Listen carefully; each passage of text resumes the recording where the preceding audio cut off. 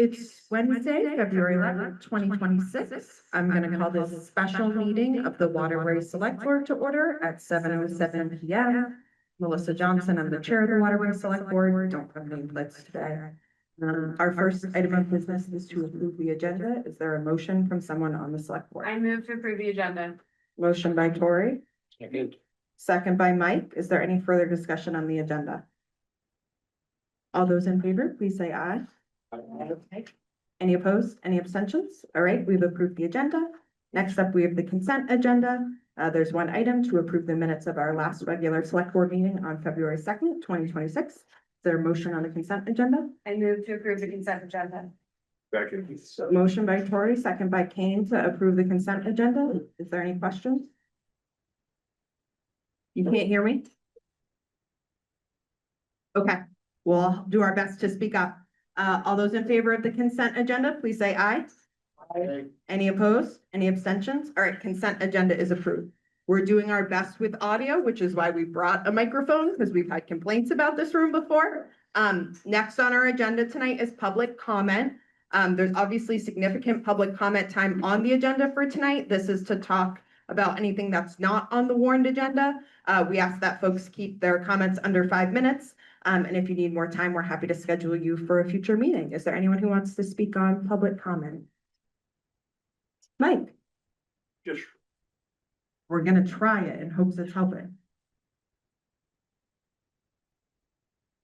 real briefly, the Rotary is having pie for breakfast this Saturday, from 9 to 11:30 at the Legion, $10. Come support your Rotary, it supports your community. And anyone who wants a Valentine's donut, come help yourself. Thanks. Sorry, I'm gonna add to that. The Rotary's silent auction will also be debuted at the Pie for Breakfast, so please come and check it out.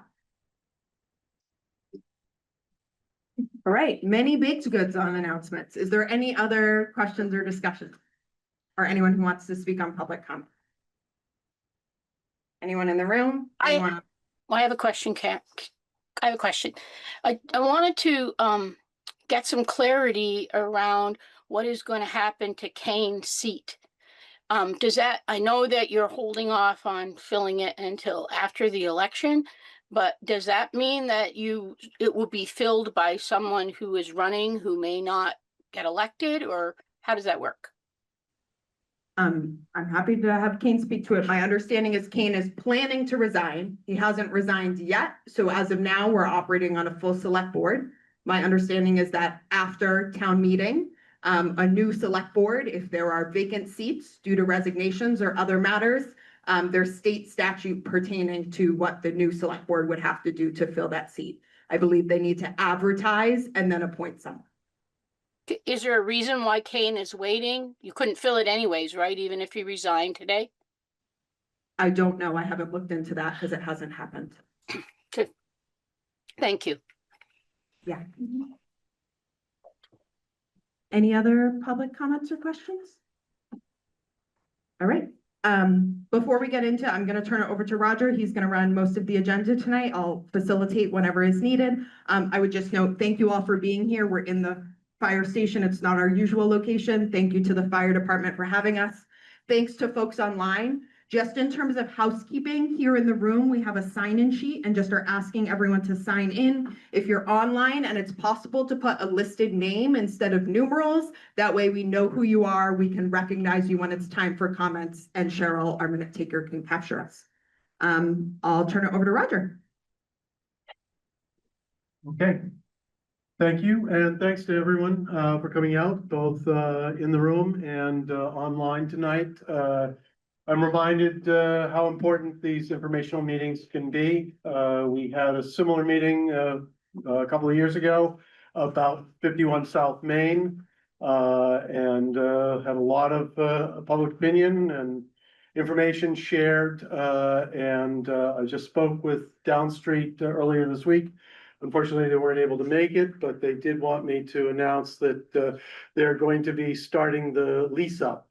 People interested in leasing one of the units over here on the 16th of February. They plan to start those leases on the 1st of June. And they are planning a public tour of the facility in May, as well as a ribbon cutting. So we've showing that there has been significant progress over there, and it seems as though that they're on time to complete the construction.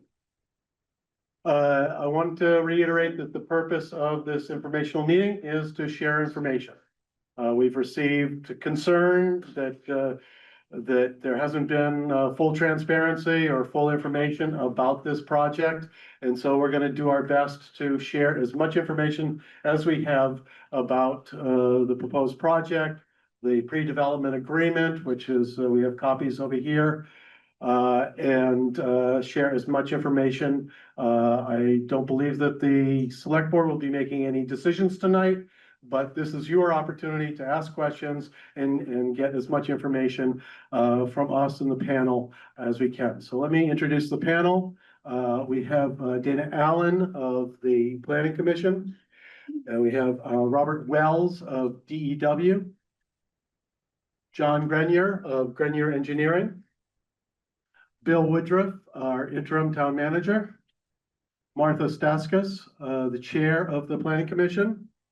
And Skip Flanders, who's here representing the Waterbury Housing Task Force.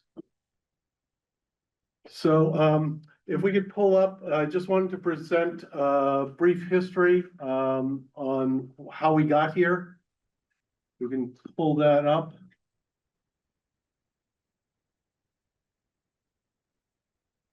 Just wanted to show that oh, that's nice. You know, you're recording. Mhm. You're recording. Recording. Yeah. Okay, we are recording this, by the way. Yeah. All right, do we have the timeline? Okay, the parcel is a 2.9 acre parcel. I'm sorry, 2.3 acre parcel that's part of the original state hospital, which was built back in 1890. In 1900, Wasson Hall was built as a dormitory on this same parcel as a dormitory for nurses. In 1927, we had the most devastating flood in Waterbury, which impacted the entire state hospital, this whole downtown area. In 49, they added Stanley Hall, which was the larger of the two buildings, again, originally to house nurses. And then later in the 60s and 70s, the residency of the state hospital started to decline, and they converted that to, I don't know if this jumps up, Dana, to Yeah, sorry. offices, Monitoring chat. including, it was also Stanley Hall served as the office for the state university and college system. And then in 2011, tropical storm Irene hit with 2.5 feet above the projected 100-year flood level, which destroyed the ground floor of the entire state complex and the municipal offices over here at 51 South Main, and that closed the state hospital. In 2013, the town proposed to convert Stanley Hall to municipal offices, including the library and the police station, with a $5 million bond that was proposed to the voters, and that failed. Following year, there was a $3 million bond, which passed, and that was to build the municipal offices at the current site, along with the new library. In 2021, the state demolished both Stanley and Wasson Halls at a cost of approximately $1 million. And jump up one more, thank you. The Housing Task Force was created in 2022 to start planning the goals for creating more housing and affordable housing. In 23, the state approved this sale of the Stanley Wasson parcel to the town to expand housing. In 24, updated bylaws were completed to encourage more housing and density in the downtown area. And with any development in that area to come before the DRB. And since there's also an overlay with a historic district in the downtown, it's likely to require also historic review by the state. In 2025, just this past year, the parcel was added to the Waterbury designated downtown district. That typically doesn't require an Act 250 permit. In April, the town formally executed the option to purchase the parcel for $400,000, but with no obligation to purchase the site. After 2 public hearings, including the one on October 6th, and I have the minutes of that, the town issued the RFQ to gauge the ideas, developers' interest and willingness to reimburse the $400,000 purchase price of the parcel. Phase 1 environmental site assessment was completed with no obvious contaminants found, and additional testing is planned. In October, the town received just 1 response to the RFQ from DEW. And so that's where it stands right now. There's been some further discussion, but honestly not too much. And tonight we're here to share the pre-development agreement and also get more information from our panelists. So I'd like to start with Skip to give us a couple of slides and a brief update from the Housing Task Force on the need for housing. Skip, if you wouldn't mind coming up. And we will have time for questions after each panelist speaks. Please direct your comments to the panelists, and then afterwards we'll have general discussion. Can I do it from here? If you can grab that mic, I'm not sure if it reaches all the way, but.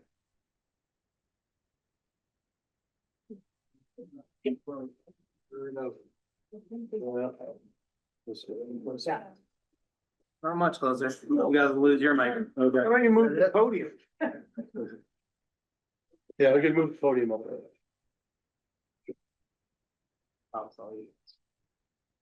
This on? I think so. All right. Thank you, Roger, and I'm Yeah, filling really in close for to your mouth. working or, Yeah, you gotta hold your. Yeah, it's gotta be close. Thank you, thank you. I'm filling in for Joe Camerata, who's chairman of the Housing Task Force, and as Roger indicated, it was formed in 2022. Our first meeting was in January of 23. And it has 10 members, including the Selectboard, EFUD, the Planning Commission and things. And we've spent meeting every month collecting a lot of information about the housing situation in Waterbury. And one thing we've learned is how complex it is, especially if you were looking for rent or building or to buy a house and things. This is the Waterbury housing market. Keep it close to your mouth. Put it around my neck. Not working. In Waterbury, the rental vacancy rate is 50% below the level that would keep the rates from rising. They like to have a 5% vacancy rate, which is prevent the rents from rising and the availability of finding it. Ours in Waterbury is 2.5%, so it's 50% below. The number of homes dropped from 3% of the owner occupied units to 2%. That means the supply is less than needed. To keep up with the historical household growth, Waterbury needs to add 20 to 30 housing units each year. From 21 to 25, Waterbury averaged 27 new units permitted annually, but the permitted units don't always result in long-term housing. That short-term rentals during that period doubled. And even if there is a permit, only 75% of the permitted single-family homes get built. Multifamily projects represent 45% of all our permitted units and are a key to the growth of the housing supply in Waterbury. Next slide.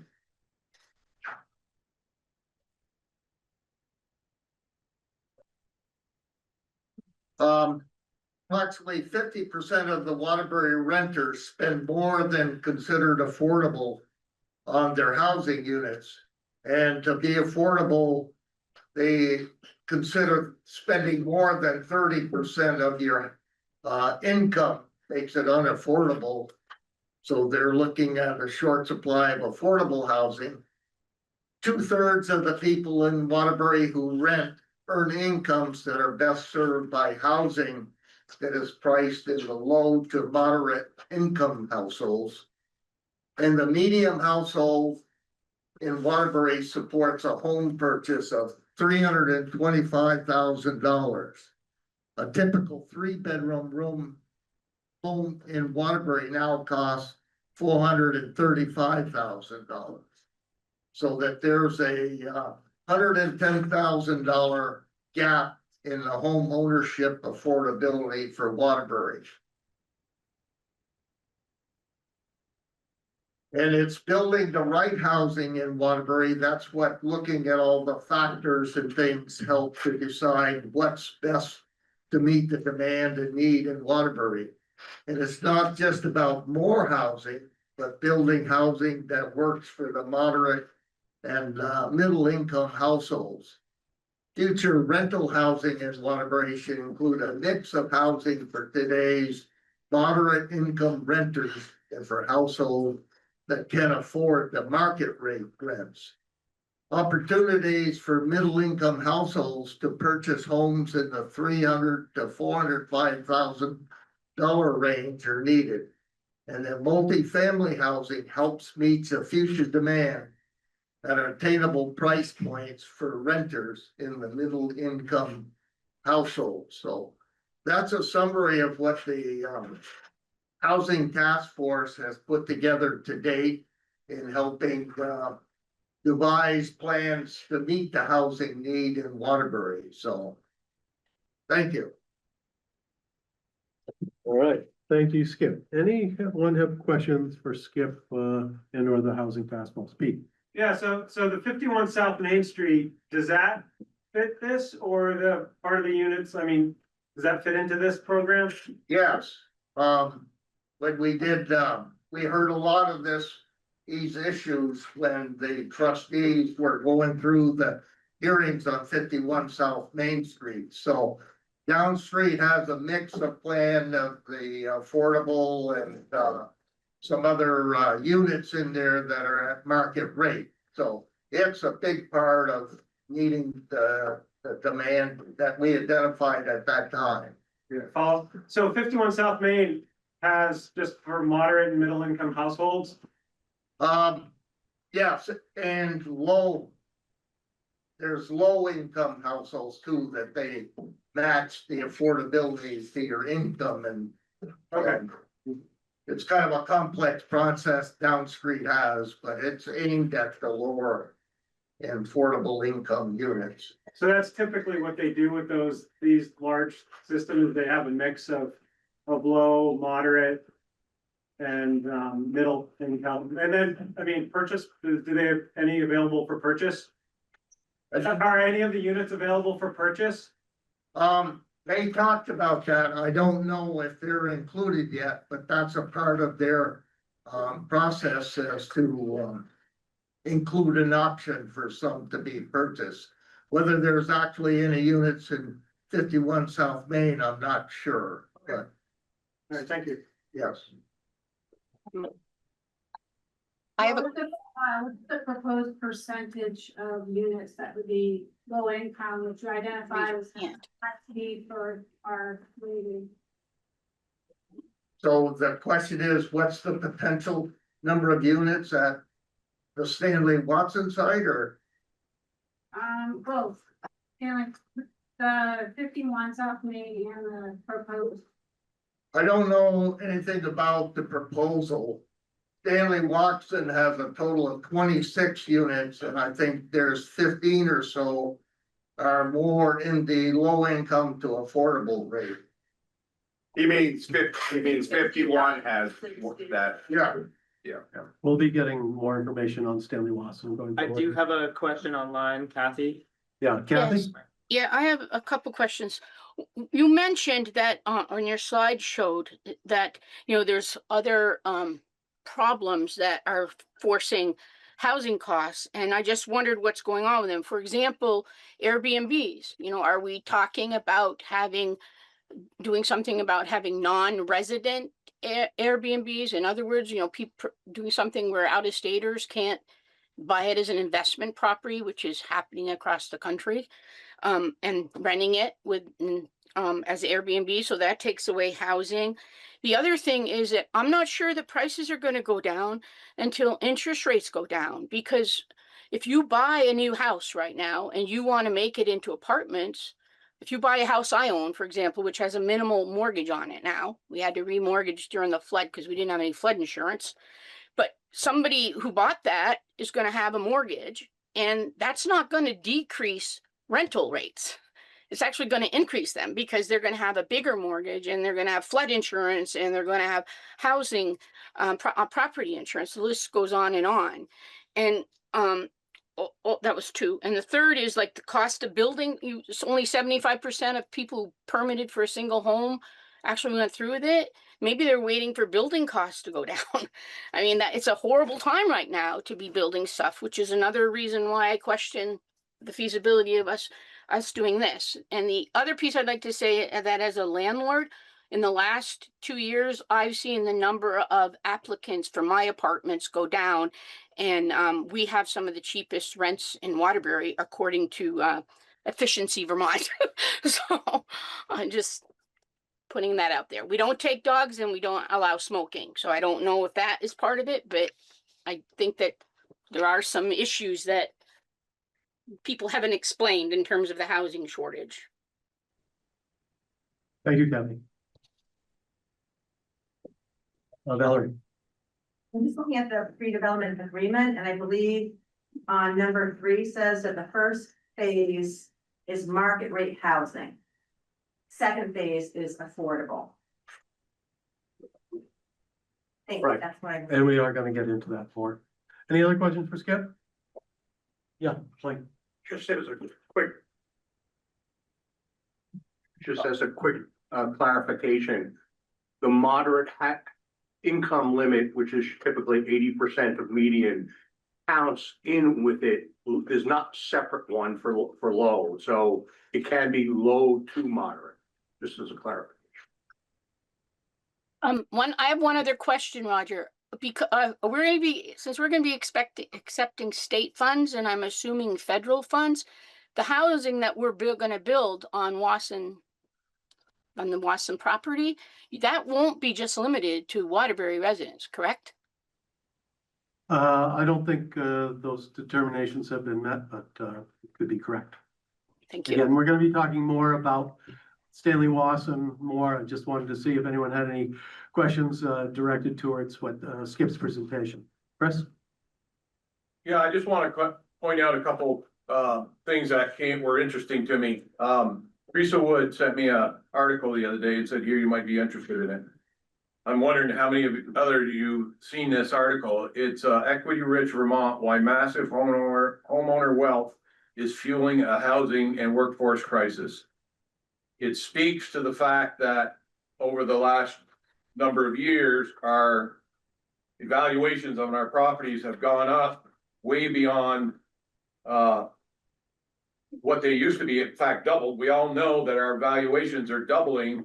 But like I said at one of the select board meetings, your paycheck hasn't doubled. So what it essentially has done is shoved the average Vermonter out of the picture from buying what was valued at $300,000 yesterday will, the next day later, it's worth almost $600,000. That shoves the average Vermonter out.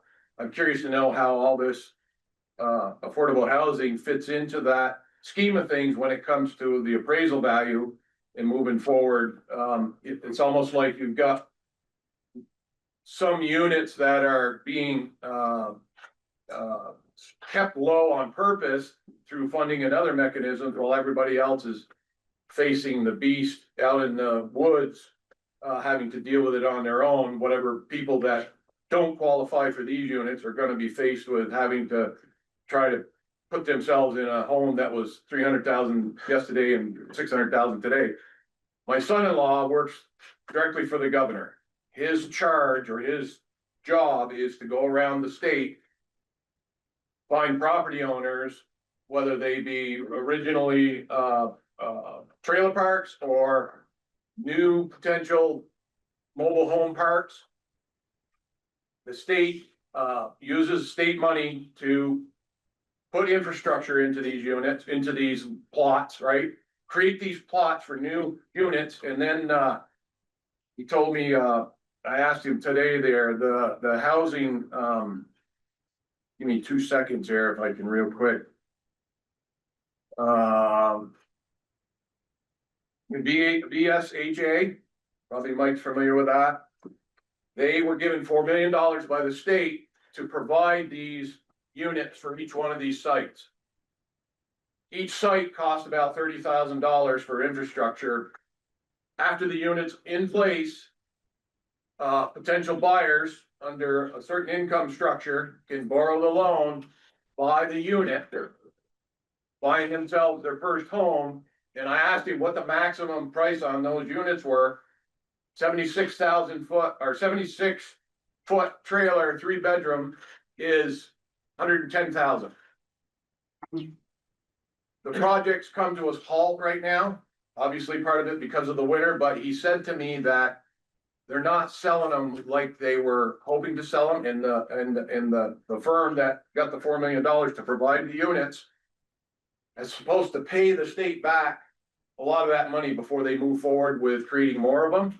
That's come to a stalemate right now because the applicants aren't coming forward to buy those units. So that just, that and this other article kind of throws up a flag for me to say, other than what you were trying to achieve here, there must be another part of this problem that we're not seeing. And I'm curious to know if anybody knows what that is. Why even with these available homes out there, they're not being sold. So something else is triggering these people to not be interested in those. No different than our housing task force offer for the $30,000. Nobody's coming forward to apply, at least that I know of yet. I think we have had 2 applicants, Finally. but I think your point is a good one. Market study, I believe, is part of what DEW is asking the opportunity to do, so that they can put units on the market at a price that people can afford. Let's move forward. Martha, are you ready to present on behalf of Planning Commission? Tell us what you've heard. Yeah. Thank you for the chance to participate in this conversation. I have some information based upon what the Planning Commission has been doing over the last year and a half with respect to the new town plan. We've done outreach, we've taken, and this makes me think of what you just talked about, is I would say, are they doing outreach? I've never heard of that program, for example. So, and as the Planning Commission, and we all know, it's very hard to get input on a broad basis. The Planning Commission has held a big event, well, not big event, an event at the last town meeting. We did a survey in Q4 of last year for the town plan. We had 410 respondents. We've had visioning sessions. We had 4 visioning sessions. And we've been trying to take information in on the different elements for the town plan. Highlights of that, out of the top 5 challenges that Waterbury faces, respondents provided. As we all would say, I think 78% said property taxes is a challenge. 75% came back, it's the second highest response for adequate housing and affordability. And then the next one was 73% for climate change and storm flood resiliency. So just the top three things, the rest there was a significant drop below that, but I think we just wanted to point out that we're hearing the same thing over and over between the task force and the planning commission and the select board, that we need to address the housing, the need for housing and the need for affordable housing. Joe was educating me the other night on when we use the word affordability, what does that mean? And I think that that's an important definition. And I think we'll hear on this proposal that DEW is going to look at a variety of housing levels. See.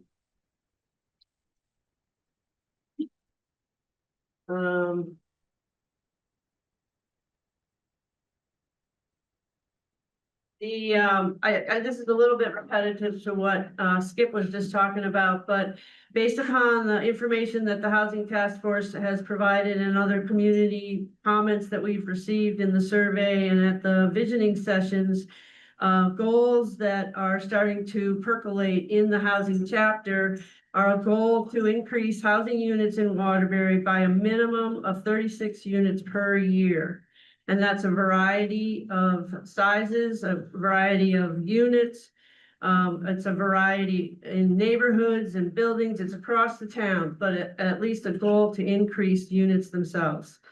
The other is to facilitate the creation of a wide variety of housing units at different scales to meet different needs for different types of housing. Another thing that we heard in the different visioning sessions was, again, to your point, the idea of freeing up housing units so that maybe seniors can move into more senior adaptable living, and it might not be ownership, but move into rental units. So the idea, I think, we want to keep in mind that when we talk about housing, when we talk about these different projects, that there is a variety that we're looking to accommodate and meet the needs of. So I'll just leave it at that for now. Okay, got a couple of questions, Pete? Yeah, so what were the three top things on the survey again? The three for challenges are property taxes, housing, and climate change. Flood resiliency? Yeah, And where is the Stanley Watson site? that's right. But I think you're gonna hear, I'm gonna leave that to others to answer, but I just wanted to point out the three concerns. Is that in that order, Martha? Property taxes, housing, and From the most climate extreme to. change. Yep. Okay. Other questions? Any questions online?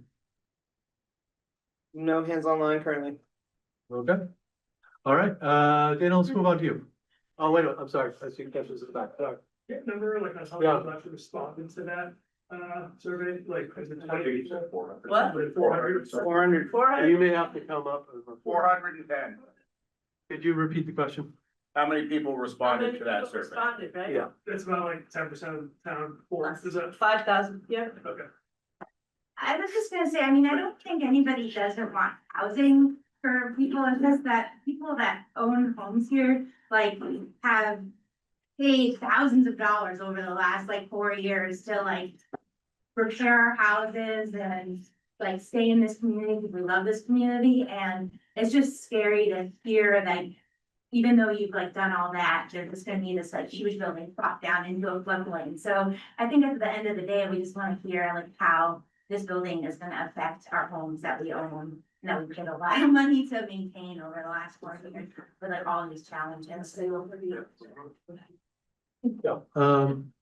For those that couldn't hear, she's just expressing concern for those that are in the community.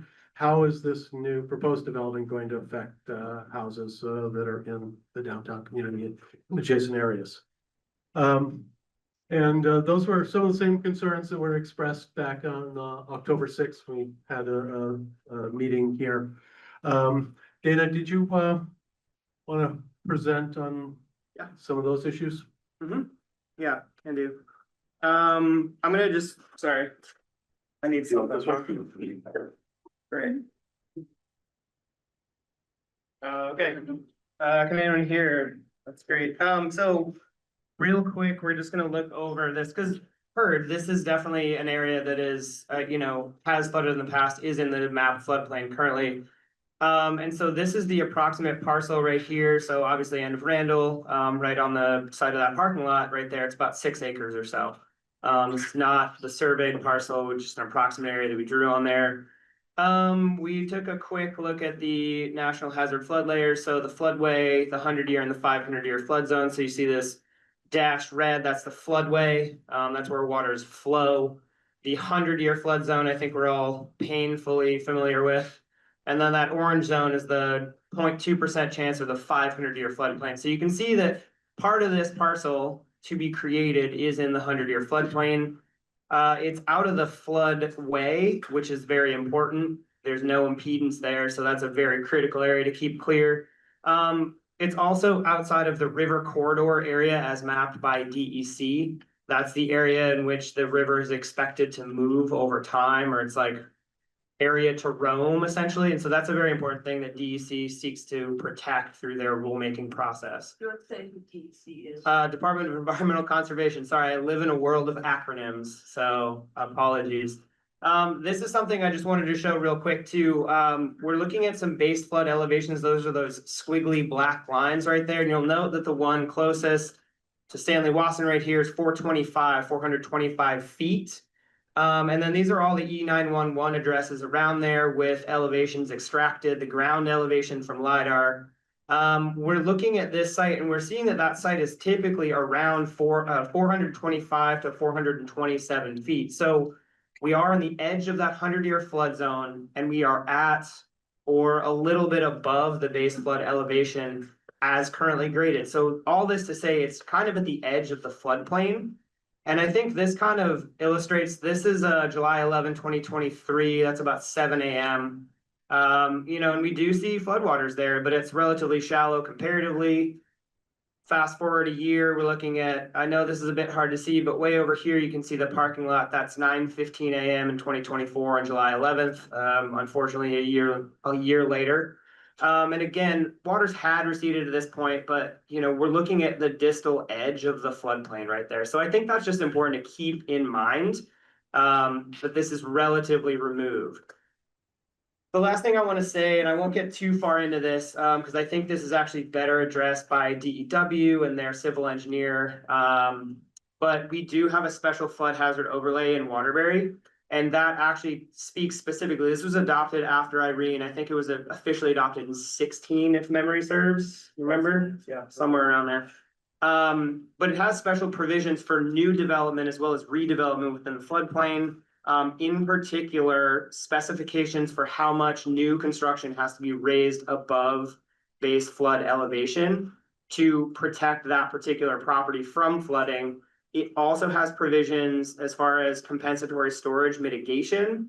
So any net fill or essentially, fill of that floodplain has to be accounted for in a study and then mitigated in some way.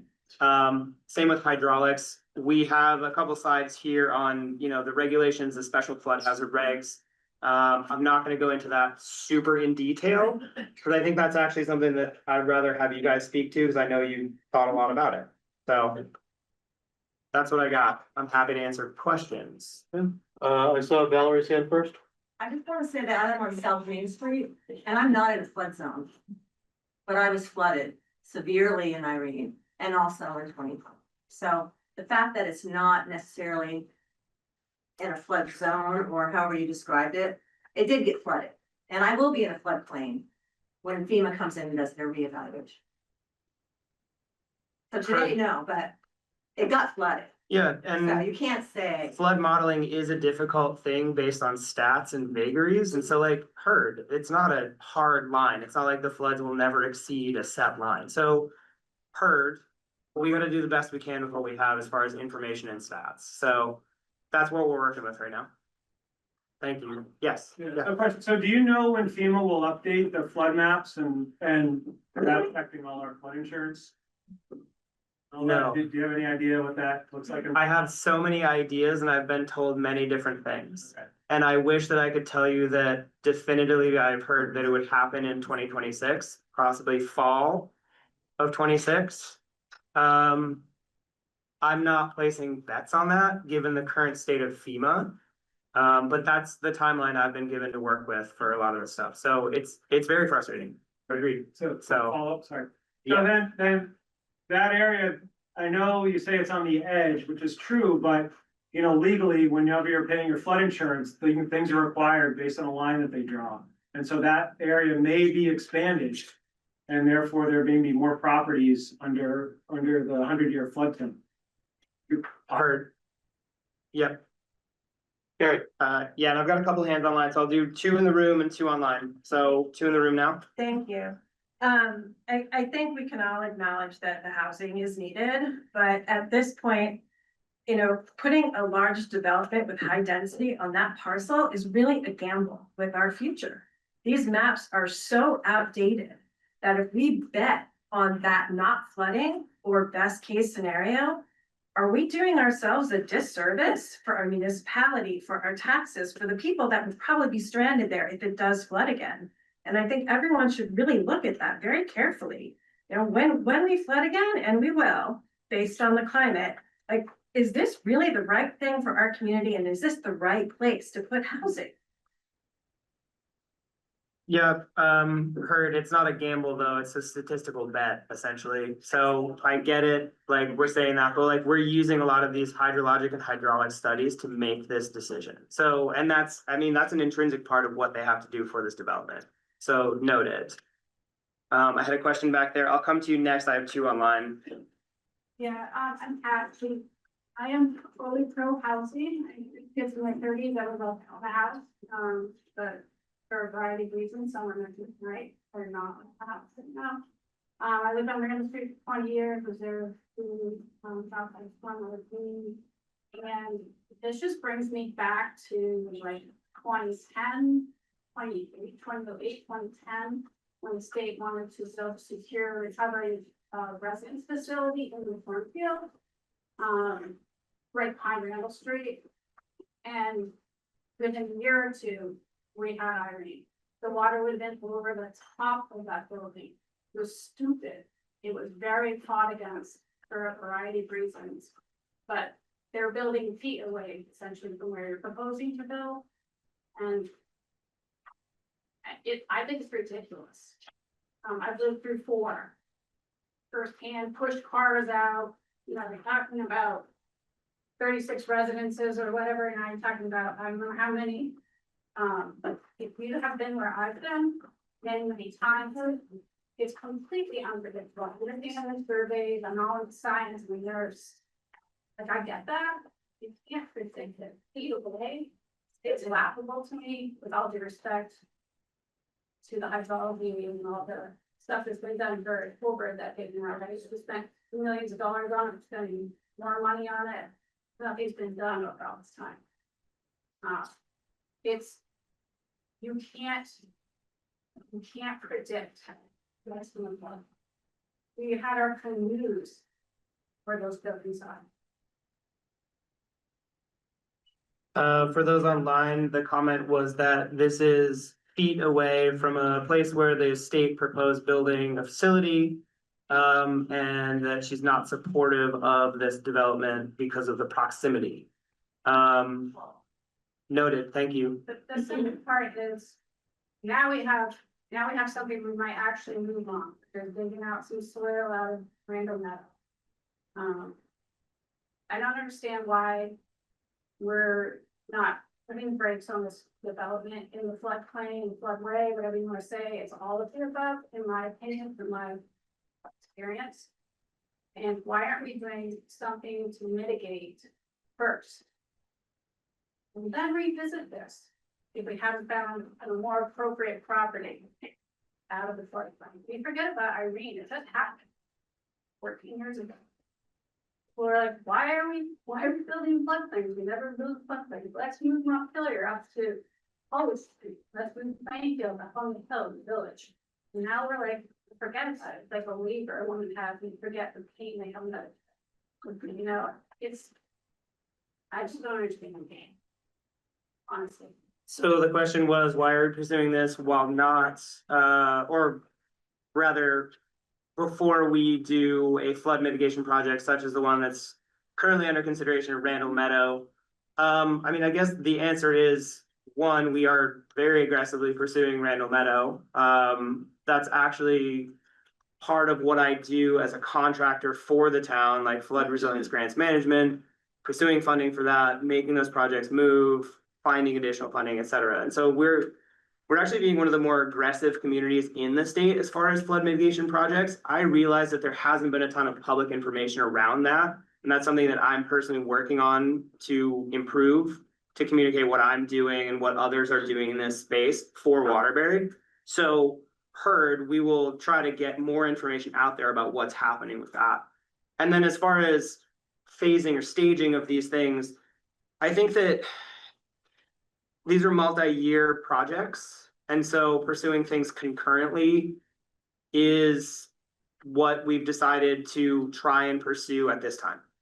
So, you know, pursuing these mitigation projects, and Randall Meadow is not the only mitigation project that we're trying to pursue right now, because that's one thing we can do.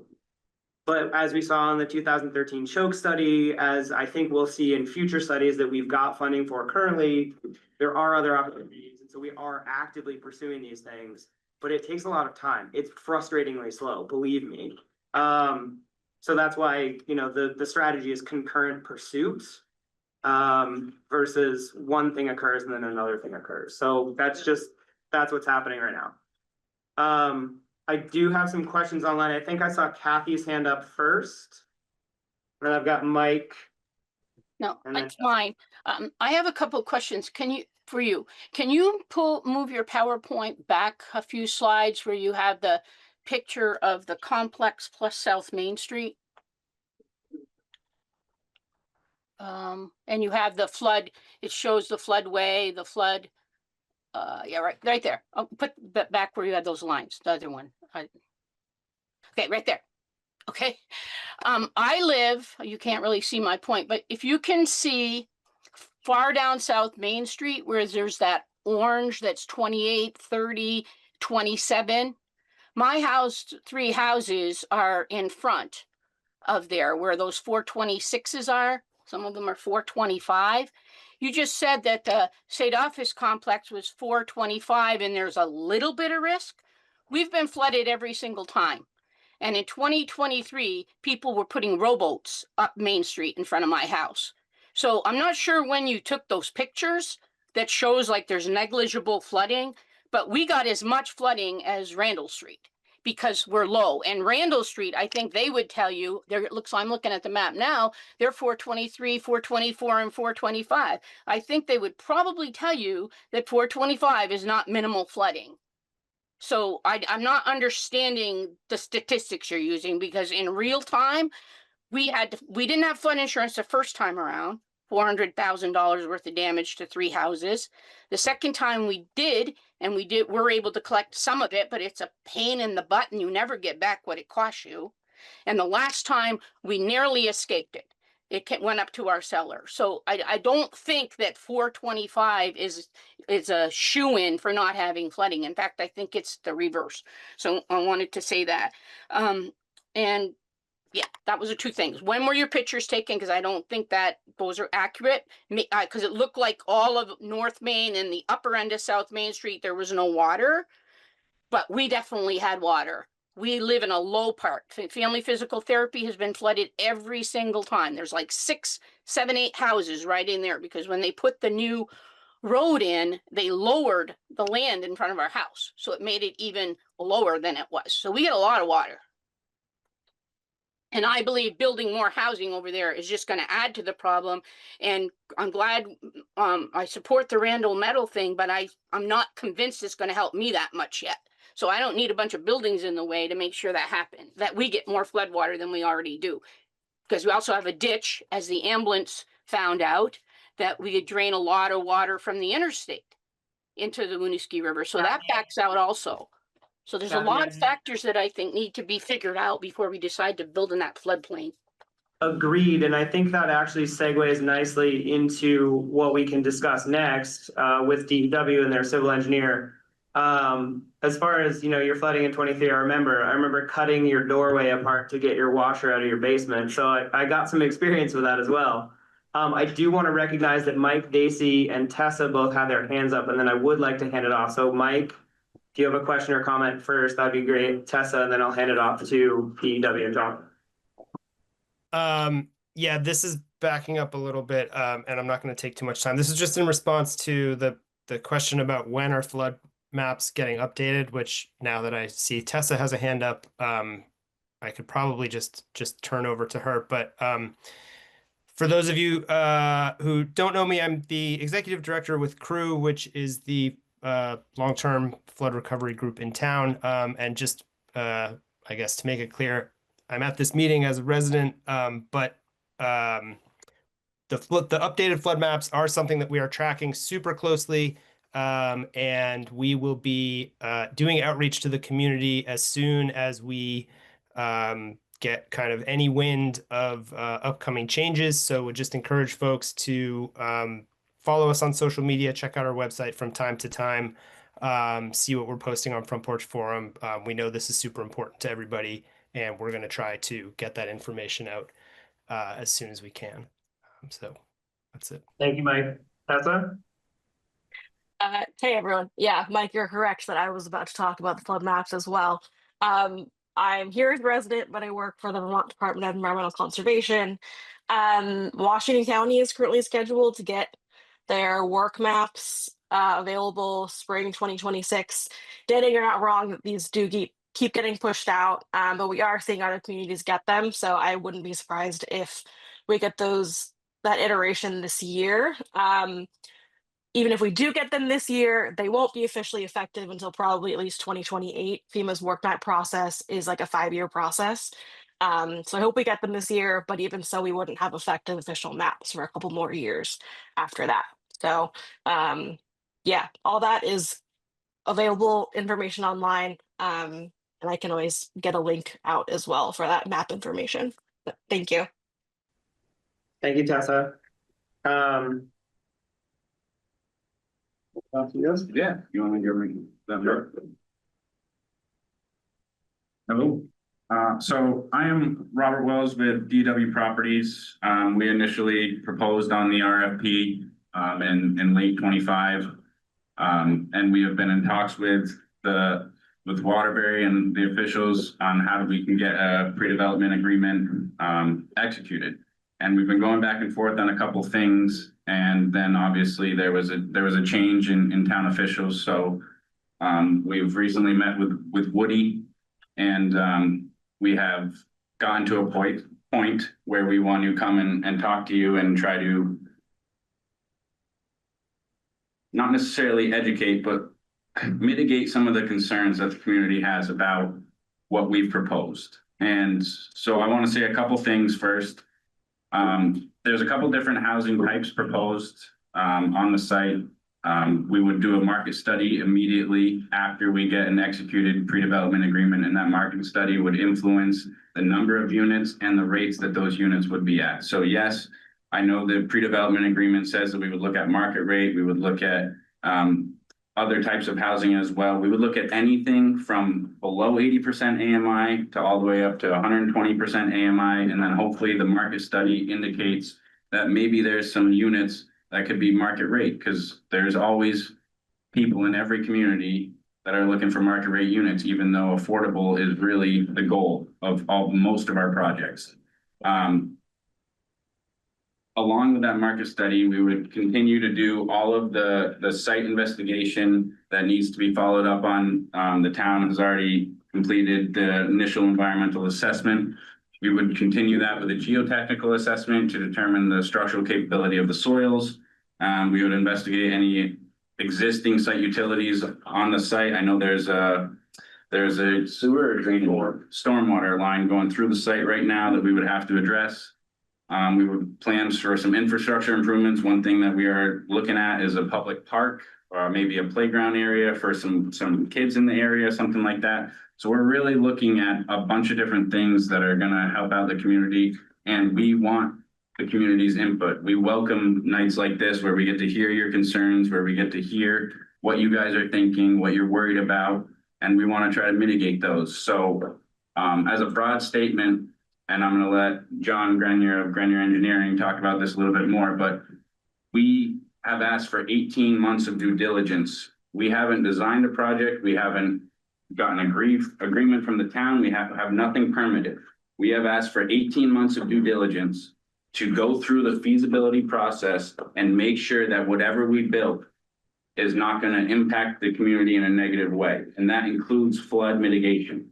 So if we built anything, we would make sure through our design and with Grenier Engineering that whatever compensatory storage was needed would allow the flood elevation level to stay as if nothing was built on that site.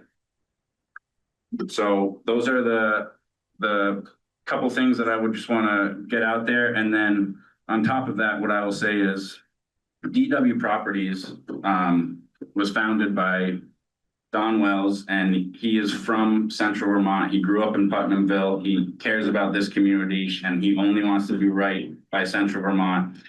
And because of that, I am very confident that we will work with the town, with the town's people, to make sure that whatever we build is what's needed and will not negatively impact any flood elevation.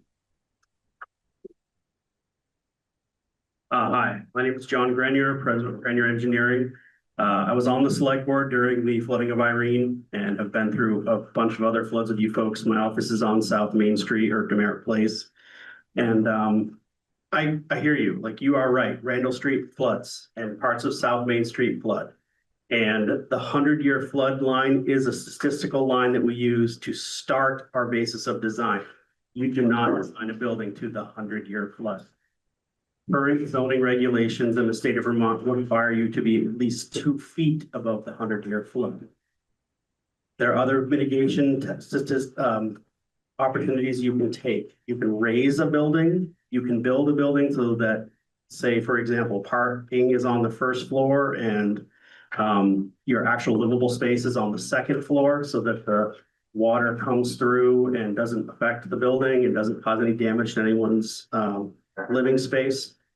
Another option is to, as we did with the Wassy building, which was just built on South Main Street, that building is also in this similar situation. It's right on the edge of the 100-year flood. We raised the first floor of that building to over 2.5 feet above the 100-year flood. In our office and other engineering firms around the state, we're talking about how we build at least 2 feet above the 100-year flood, and we're looking more at the 500-year flood, which tends to be 3 to 5 feet above the 100-year. So there are opportunities to build in the floodplain. I remember Waterbury and other communities, whether it's Johnson or Richmond or other folks, doing a lot of soul searching after Irene and being like, are we moving? Are we moving our communities out? Are we going to do, as you said, move up to Montpelier, move up to the college site? I think Vermont made a commitment to stay in its downtowns and stay along its river valleys, knowing that there was risk and knowing that there was things that we needed to do if we were going to stay in our villages. I think we can do this responsibly. We are not allowed to build a building that raises the local flood elevation. We're not allowed to do it, and we wouldn't do that. What we did at the Waterbury ambulance site was we removed an equal amount of fill that we put in. The fill that we put in was the footprint of the building and its concrete foundation. That's essentially like dropping a brick in a bathtub and having the water go up. To remove that, we need to take out other bricks, which is soil and other buildings or whatever we have on site to remove so that we bring that level back to what it was before the development was in place. Having those buildings on the corner of Park Row and Randall needs to be thought through, and flooding needs to be taken into account for, and it needs to be built in a responsible way that does not cause more flooding on Randall Street. It's a zoning requirement, a state requirement, and a federal requirement. So I hear you about your flooding around your homes on Randall and South Main Street, and I agree. It did happen. Not trying to say it didn't, but if we're going to stay in a community and build housing for this community, I think we need to be smart about it and do it the correct way. And I'll answer questions if there are any. All right. Questions for John or Robert? Karen? So I'm just gonna rewind a little bit. In 2021, when those buildings were demolished, that left that parcel as green space. The Act 250 permit that's currently there actually states that it was restored to green space, and it was engineered to help offset the flooding with the state office complex. In 2023, in July, that lot flooded at least a foot, and we had a river running through it. It wasn't just inundation water. The maps can say whatever they want, but visually we experienced that. Right now, that lot holds flood water. It's storage. Anything you put there takes that away. The water will come somewhere and it will be diverted somewhere. You can't deny that. And so you can mitigate. We can say, I'm going to build something on pillars. That water is still coming. So where's it going to go? Because you will be taking away green space that currently protects the neighborhood of Park Row, Randall, Elm, all of it. If we remove green space that is below the 100-year flood, and we have to put it back somewhere, and whether that's the Randall Field or whether that's on our own property, we can't just fill in green space, create a barrier for water, and then move on. We have to at least meet to where it was, and in most cases provide more storage than was before. I would recommend, I mean, we haven't even designed the project yet, but what I would recommend is if a building was built there, we'd actually lower the site around it to provide more flood storage than is currently there, which would help improve the situation. It's a small site relative to the entire floodplain of Waterbury. We are not going to lower the floodplain in Waterbury feet and take care of all the flooding on Randall. That's just not feasible, but I believe that our project can be done responsibly and provide equal or more flood storage that's currently there. I'm not disputing, water has been there, 100%. I have a question online and then I'll take questions from the room. So Kathy? Okay, John, as you know, I've been going to a lot of these flood meetings for a lot of years. And one of the things after Irene, everybody said is we wouldn't be building things in the floodplain anymore. That was one of the things we could do. And then this planning commission established some rules. And the rules were that you could elevate stuff. But the problem with that is if you're thinking of putting 90 units, I'm not great at this math stuff. So, and you need say you're doing 90 units and you need 4 pillars to hold up each garage or whatever, that's 360 pillars. And then if you're thinking of 90 units, that could be up anywhere above 180 cars. That's a lot of objects to bounce water off. It's like all the billiard balls on a pool table, and that water is going to bounce somewhere else. And I've tried to be patient, about the planning rules and everything. And yeah, you did raise up over to the ambulance, but you saw in the spring when that water comes down from the interstate that, when they were even trying to build it, they had to get sub pumps to take the water out. So it's not a given thing, flood protection. And the only reason we didn't have flood insurance the first time around is because we were above the elevation. We didn't need it. And so the floodplain changed. And you did the measurement, John. We didn't need it. But so we didn't get it. And now that's changed. And it's going to continue to change with climate. So I know I sound like a dead horse, but I just don't think it's good practice to be putting more of anything in a floodplain. And whether you fill it, take it down, you still have to hold it up. And there's going to be things, items, cars, whatever, that are going to be pushing water off. And I don't even know where you would begin to put 180 cars to park them because right now we have to send our tenants up in the back of coffee roasters to get them out of the water. Where are you going to put all those cars? There's not enough room up to the school for them all to go. There's just a lot of, to me, basic things that happen during a flood that if you haven't lived through one, you don't know what it is. I mean, and I know you've helped clean up and I appreciate that, but it's not the same as sitting there just praying that 1 inch more of water doesn't come in so it doesn't mess up your basement or, it's just very scary. And I'm sure the Randall Street people will tell you the same. And I just think we need to find some other way to put housing and not in a floodplain. Also have to consider all the people that make up these cars, and what are you gonna do with people, the power's out, propane tanks floating. You have people up on pillars, their cars are wet. What's the plan? I mean, that's nice. Elevators won't work, so. You have to evacuate those people, just like we all have to be evacuated, right? But now there's like a lot of people there. Is there a plan? How is that gonna be funded? Well, the buildings haven't been designed yet, and the project hasn't been started yet, and I agree, there's a lot to figure out. There's a lot to figure out. One thing that I hear at a lot of meetings in other towns about, well, what about other sites? And sure, there are other sites. I think one thing to think about, though, is as you'd want to develop housing in town, municipal sewer and water is a huge asset. It's really hard to build multifamily housing or a number of units on a field outside this village. You need sewer, you need water, you need multiple wells, you need private septic systems for every unit. One advantage of Waterbury is we have a really good water supply and we have a really good sewer system. And taking advantage of that with a multifamily development is really critical. I can't answer your question because the building hasn't been designed. It's usually a very close meeting between the civil engineer and the architect to think through all the questions that you have, and they're all completely valid. I don't have an answer yet because we haven't started. I would just add that we would bring police and fire in during design meetings to address issues like that because of the history of flooding. So we would accept and welcome their input as well. Chris, did I see your hand up? Yeah. Okay. My question's aimed at you, Dana. If you can answer it, how many inches of rain do we have to get before the town actually starts to be impacted?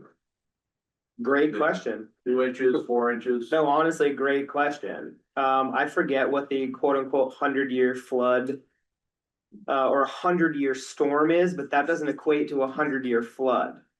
That's usually around like what, 5 to 6 inches, I think, in this part of Vermont. What is it?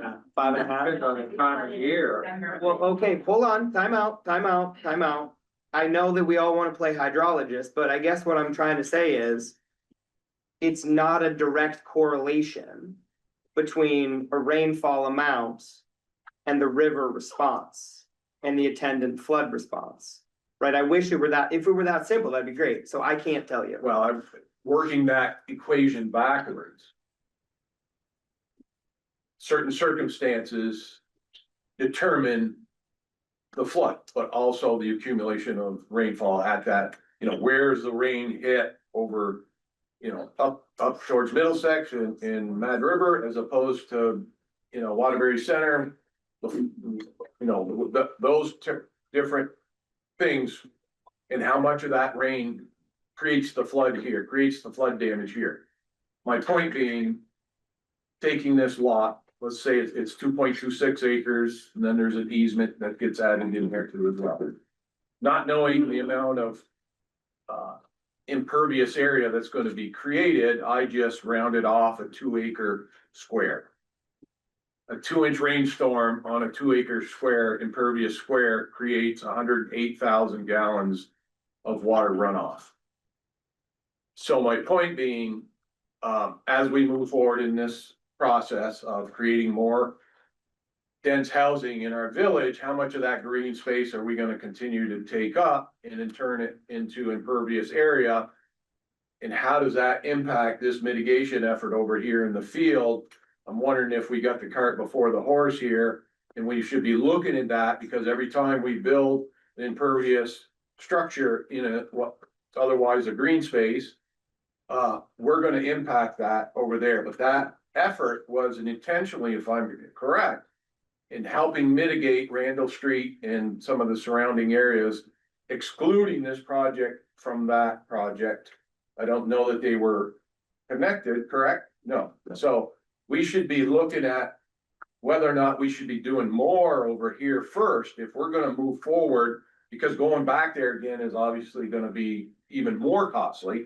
So if we're there the first time, we ought to go to the extreme to maybe set ourselves up so that we can create the compensatory storage under your studies realm to support new building without saying, how the hell are we gonna take care of the water that's coming off these impervious areas? So just throw that out there. Yeah, and I think, you know, again, I think we're gonna hear from John on this one, but there's two things going on here. One, we're talking about flood inundation.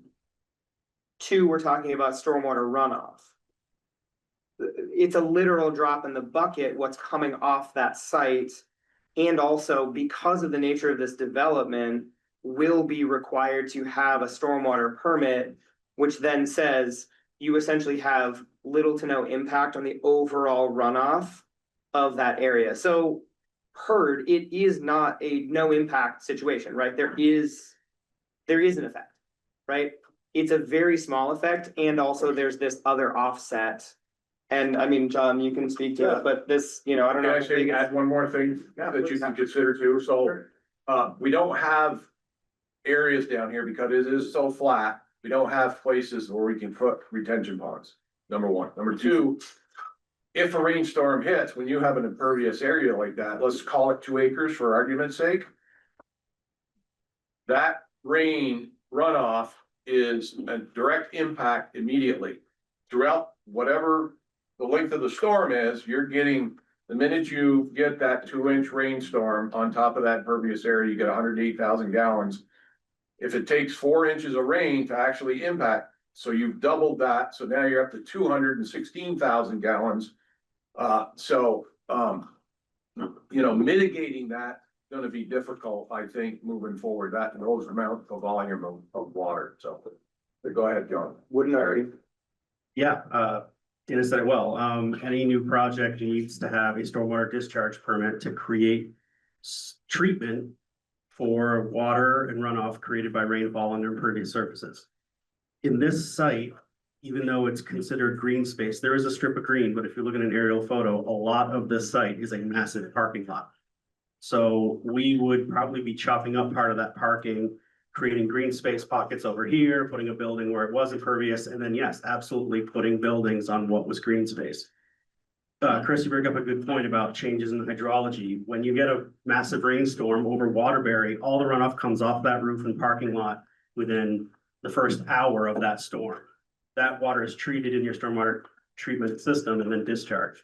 What comes behind this next day or that night or later is the flood. And so we need to match the hydrology of our treatment so that we're prepared. We treat the water coming off our roofs, our pavement, treat that, and then make sure that that water is treated, stored, or gone by the time the flood comes through, so we don't have an impact at the same time.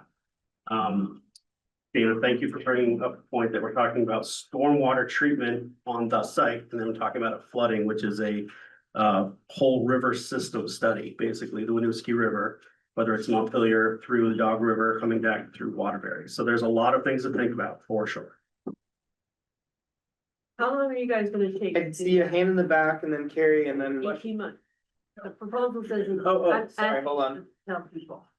Yeah, I mean, we've asked for an 18-month due diligence period to look at all these factors, feasibility, flood mitigation, also to complete our market study and allow us to determine what should be built here and what the community needs most.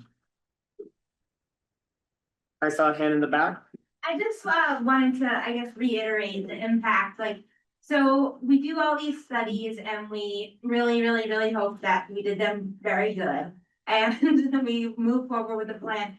Like our house in particular, we're feet away, maybe a few feet from it flooding our first level. So every single time, which is 4 times in the last 2 years that we've gotten rainwater, we've been praying to God, just like Kathy said, that like it's not gonna come to our first level. If it comes to our first level, we cannot live in our house anymore. We have a tenant that cannot live in her house anymore. We like our whole lives are ruined for months and months and months, and we're on a threshold of a couple of feet. So if something happens and one calculation isn't made the exact right way, then we are the ones that don't have a house to live in anymore. And we're the ones that are out of hundreds of thousands of dollars or whatever, so.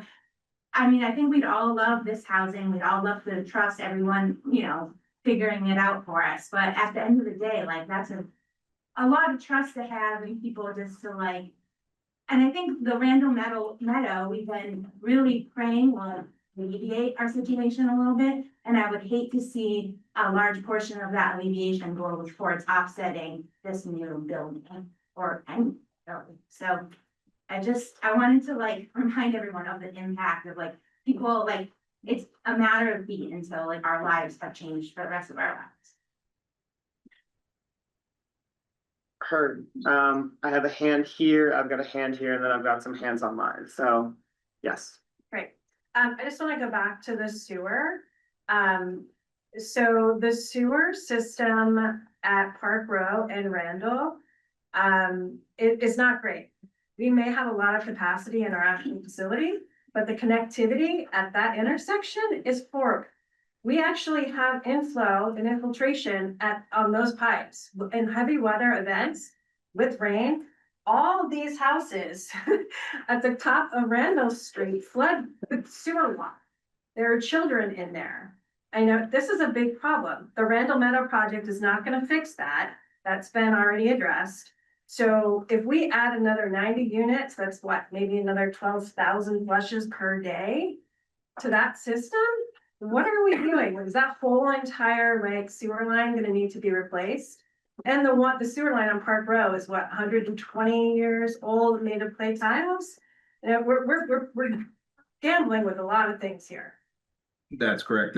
The sewer line on Park Row West is old clay tile. The Randall Street sewer line is relatively new. So within the last 15 years, probably. So. Woody, is there a plan to upgrade the old sewer line? We've had plans to upgrade the Park Row West sewer line, which only has 4 or so connections on it. Kind of waiting to see what happens here or when do it in advance of the road being resurfaced down there, so. And is the state complex on that same sewer line, or is that separate? The state complex pump station pumps into the intersection of Park Row West and Randall. Yep, and travels down the newer line.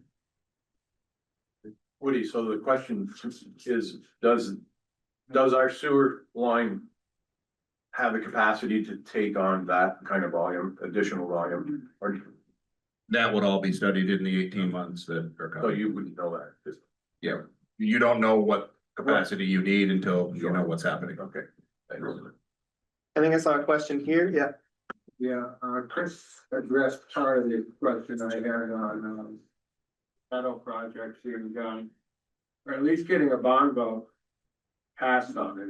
If the bond vote for some reason doesn't pass, to move on to Stanley is even more dramatic for the people on Randall Street and all there. So, for the metal project, that really has to be designed right and at the maximum lowering of the water on Randall and that whole area. And I looked at some of the plans today, and I know they're very preliminary, but it shows they're gonna lower the water level on Randall Street around 3 inches. Is that correct from anybody seeing, or? Are you talking about the Randall Meadow mitigation project? Yeah. Yeah. And so if that goes at 3 inches and you have a bigger storm than what we had, let's say Irene again, obviously that's quite severe.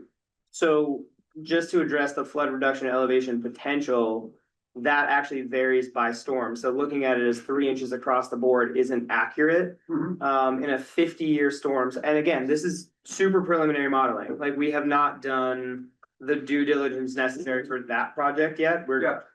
So anyway, preliminary, 0.3 to 1 foot in a 50-year storm, depending on location, is the preliminary projections as far as flood reduction. Keep in mind, 50-year storm, other storms results may vary. So we're very much in the beginning phase of that. Right. I think the other thing that's important to note is that yes, we are voting on a bond vote for that project, for the full amount of the project.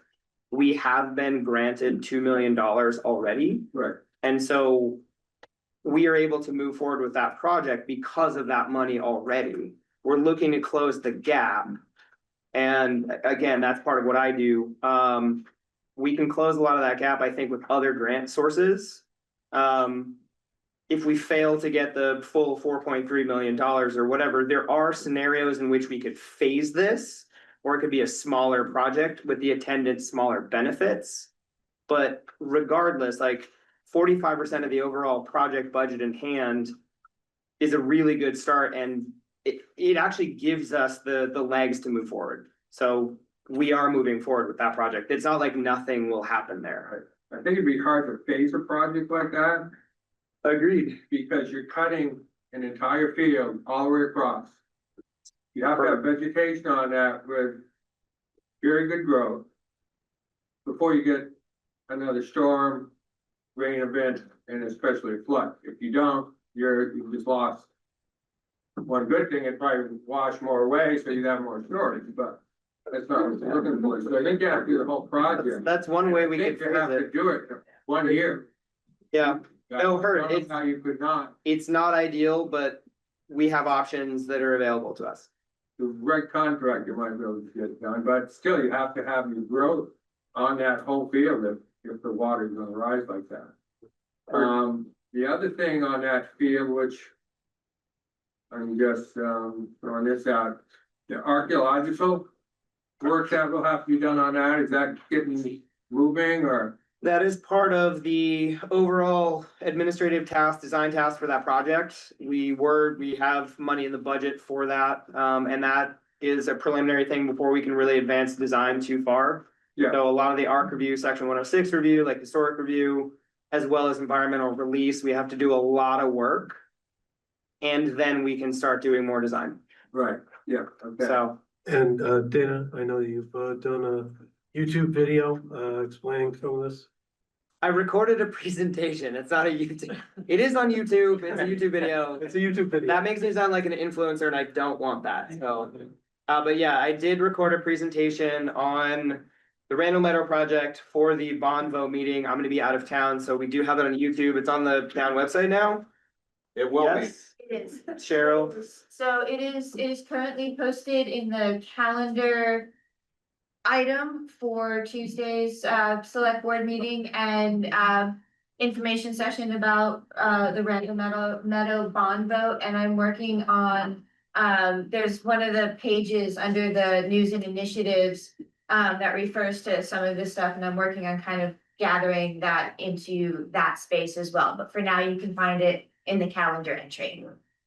The other item I had on Stanley was, any mitigation you have to do to raise the structure certainly makes sense. But once you start raising it 3, 4, 5, 6, 8 feet, then you're getting into either handicap access, elevators, which are obviously gonna be in the basement, which electrically probably won't work out well, but you're getting into areas where seniors will have a rougher time getting in and out of normally a walk-in type facility. So, Just actually, any elevator, basement, like the bottom of the elevator workshop room needs to be out of the floodplain. right, So those need to be raised out of the floodplain, and there obviously would be an elevator serving the first floor to allow tenants to get up top, and there would be some sort of ramp access for handicap people. right, so there would have to be a ramp for handicap and for seniors. Yep, and we usually include a ramp in almost all of our large mixed Right. family buildings But anyway. if you're already off the ground 5, 6 feet or whatever you have to be. It's an added cost to the developer because the ramp's gonna be Yeah, bigger. added walk for the Yep. senior. I do have a couple questions online. Mike, I saw your hand. Mike Daisy. Yeah, I wasn't gonna talk about flooding, but the issue of sewer backups came up, and so I did want to let folks know again with my crew hat on. This is something that crew is really trying to kind of get a grasp of how widespread this issue is in town. We have a survey up right now. It's linked on the front page of our website, which is thecrewvt.org. Have also been trying to get posts up on Front Porch Forum periodically with links to that survey. So if you have experienced sewer backup coming into your home, or you have neighbors that have, please fill out the survey. We would love to talk to you. It's an issue that we're really trying to look into in 2026. That said, my actual comment was shockingly not about flooding, and I guess it's for the select board. It's about the pre-development agreement and just kind of the general process of the RFQ. And we had one respondent to it. The town opted to close acceptance for any other responses, and the developer is now asking for an 18-month exclusive timeline when they could conceivably decide it's not going to work and they walk at month 17, and all throughout that time potentially other interested parties pop up, other ideas come to the table, and so I'm hoping somebody can speak to how this process came about and how it benefits the residents of the town.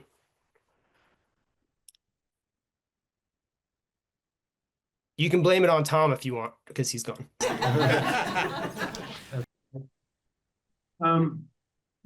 We were hoping for more responses. It was widely published and circulated. We know that a lot of people took a look at it. I talked to someone at White and Burke in Burlington. They said, yeah, it was considered, but there frankly are not that many organizations that can take this type of project on. So it wasn't totally surprising that we just got one response. And I might ask Robert to explain why they're asking for this 18-month exclusivity. Yeah, so during the due diligence process, usually the developer starts spending money either through design consultants, through site investigation, through any other thing that is needed during the due diligence process. And usually during that time, exclusivity is needed to mitigate the risk of starting to spend money. If you're spending money and somebody else is also doing the same thing, I guess that's where the exclusivity comes in, is most of the time when a developer comes onto a project, they ask for the exclusivity so they can feel comfortable about starting to spend money and starting to get this project designed and where it needs to go. Tori has a question.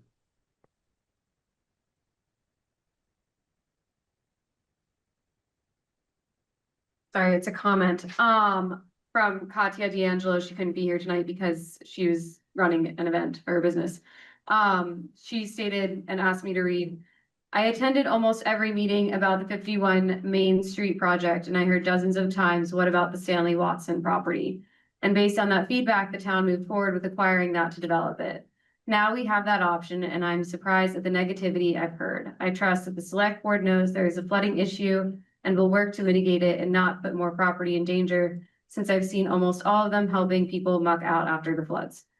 I support more housing in the downtown so people don't have to drive in and find parking to experience our downtown businesses.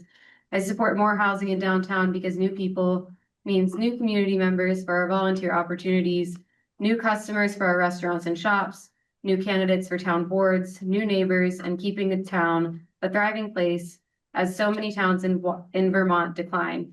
I have loved living here and hope others have that opportunity. Thanks, Roger. You bet. Yeah, Chris. One question that fits in line what I was reading that, 51 South Main, I know a lot of that was already impervious area, but I'm curious to know was there a flood study on that or impact study on that and what did that yield? So I'll leave that question with you first, but getting to this pre-development agreement, it reads now that there's and I'm sure that's gonna get changed now with this conversation, there's a 12-month due diligence process. I'm assuming that's gonna get changed to 18 months. But There's my a concern, 12-month with the option to extend if mutually agreed yeah, upon. so that's why I said, no, I'm guessing you're saying 18, so that'll be changed. My bigger concern is the way, and maybe if Tori or any of the rest of the board members have read this agreement, it almost speaks to the fact that we'll be closing on this property, the town will close on the property. It almost like it was, we were gonna close on it before the project was gonna be designed and possibly, decided whether or not to move forward with it.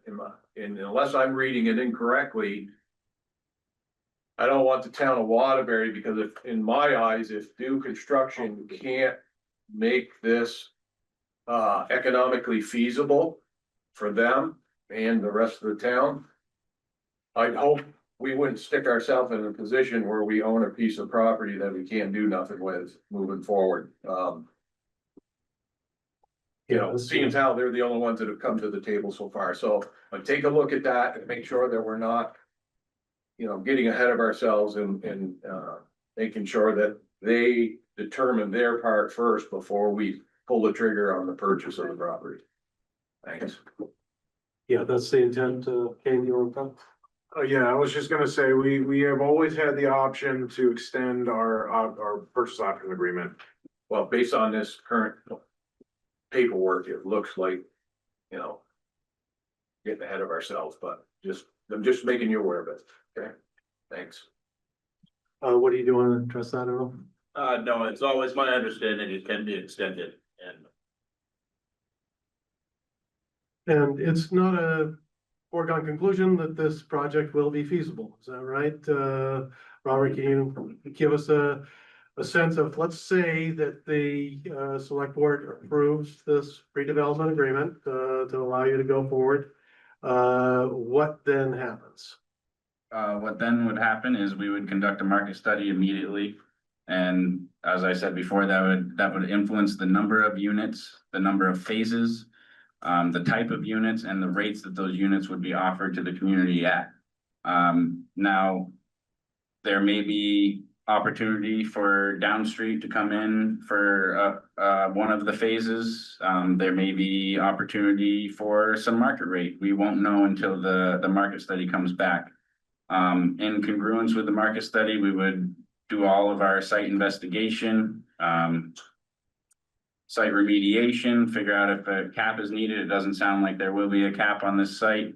And then we will work closely with Grenier Engineering and their team, as well as our architect, to make sure that our building doesn't affect the flood elevation. And then we will also have to work very closely with the town and the people working on the Randall Metals project to make sure that there is adequate compensatory storage there as well as on our site, resulting in hopefully a lower flood impact than what is currently there.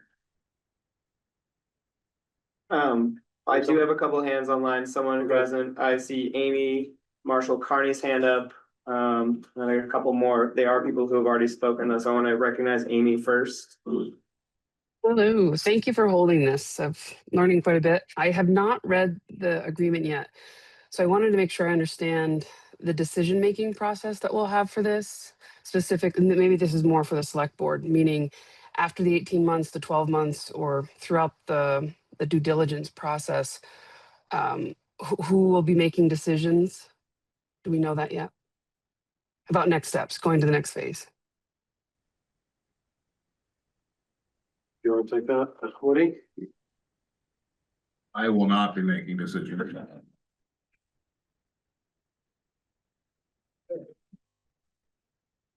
These are board level decisions. I'm sorry. You wanna take this, Alyssa? Well, not all of it, but. I guess the piece I won't say that, or that I feel like we haven't addressed yet, that's a bit of the elephant in the room is what the town of Waterbury has an option to purchase this parcel from the state of Vermont for $400,000. So just to say, the select board does have legal authority to conduct land transactions on its own motion. I don't know that we're gonna take $400,000 out of what fund balance. We don't have that in the budget. We're not asking for it in this town meeting budget. Nor do I think we're proposing a project where the town wants to be the developer or wants to be doing this. So back to Mike Dacey's original question of like, how did this RFQ come about? Why did you proceed with one person? We had this option due to years of negotiation about the potential purchase. I appreciate everyone coming out tonight. And again, don't take lightly or diminish any of the comments that have been made.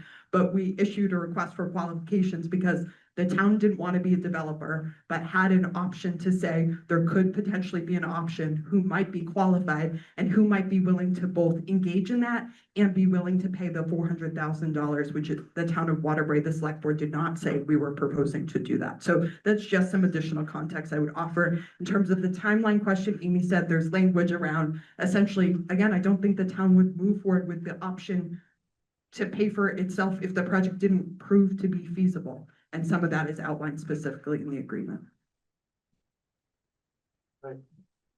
Yeah, Mike.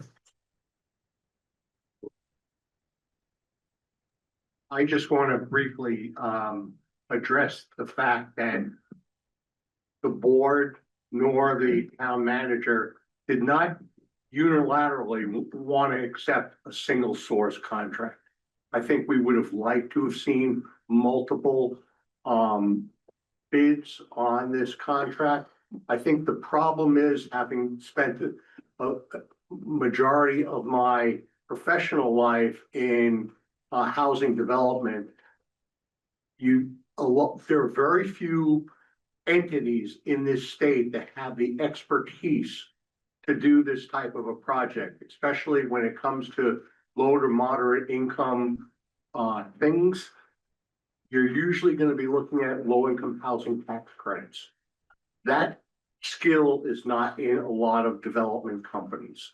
So that's one of the reasons I would have liked to have seen more competition, but since there was only one and had the expertise to go through this, again, I don't think it's a fait accompli that we're going to see necessarily this project unless they could come up with a reasonable project that the town is not encumbered in an awkward way. We want to see something that is done reasonably sound. We hear your concerns about flood protection, flood resiliency. I'm hoping that this is not going to be, it's going to be addressed in the planning process.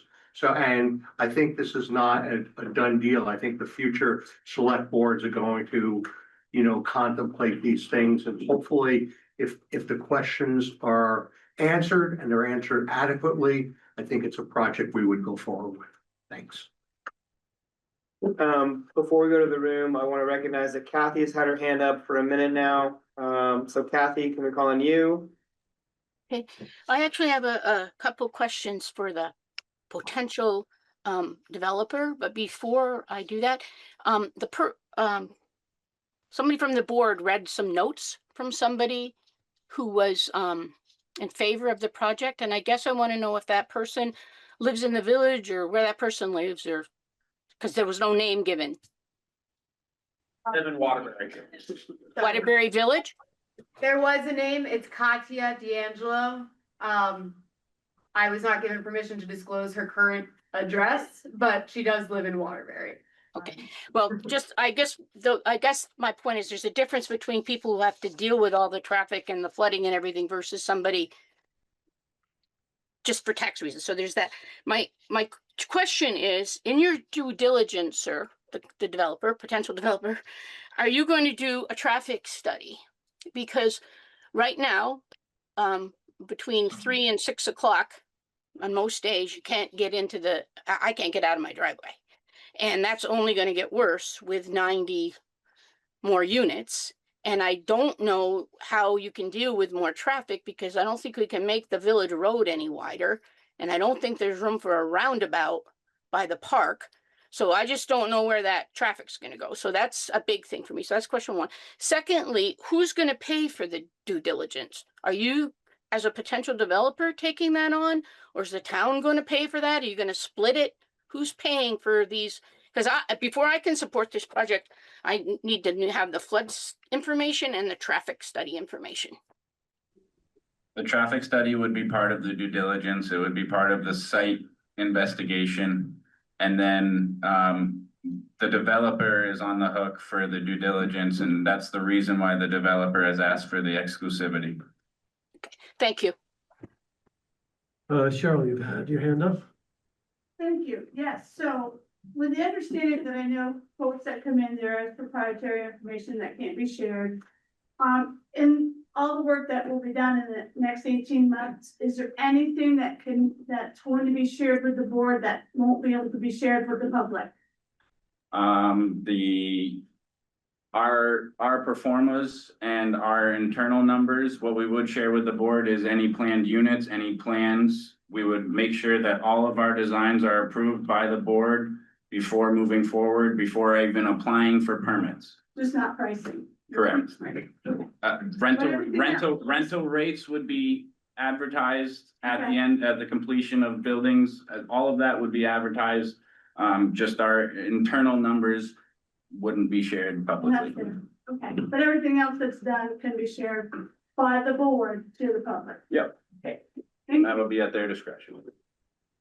Yeah. Yeah, looking at the agreement and, says on the option term, the state and the town have entered into an option agreement. Again, this is your draft agreement, to purchase a parcel for $400,000 by December 31st, 2026.